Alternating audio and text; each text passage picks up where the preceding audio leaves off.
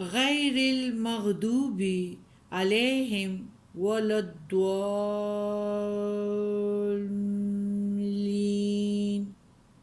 نہ ان کا جن پر غضب کیا گیا اور نہ ان کا جو گمراہ ہوئے۔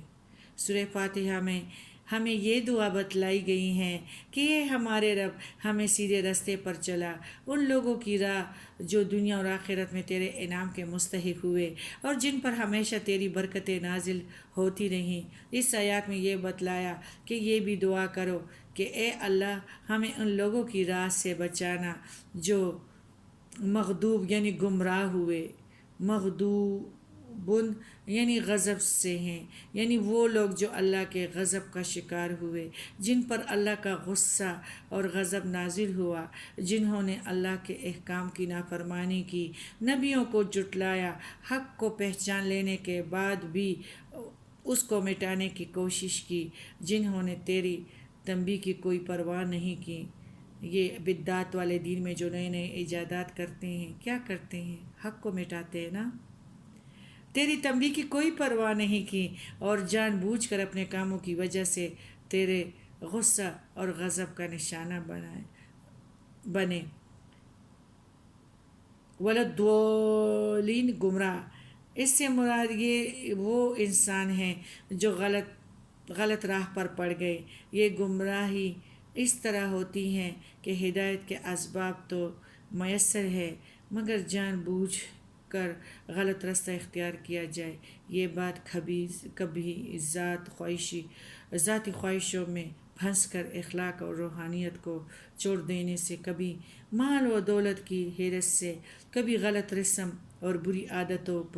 میں اور بدعتوں میں پڑ جانے سے، اور کبھی بری صحبت سے پیدا ہو جاتی ہیں۔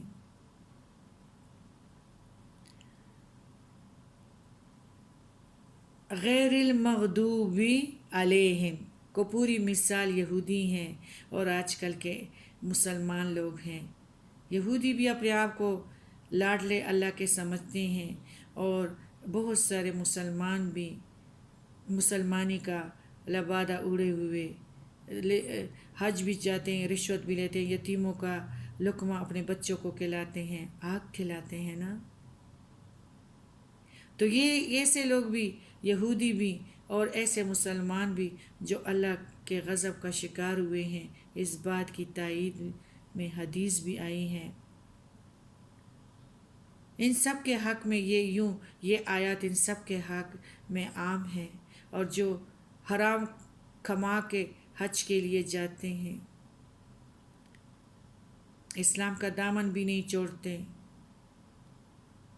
لبادہ پہنے ہوئے ہیں اور شیطان کے شرارتوں سے بھی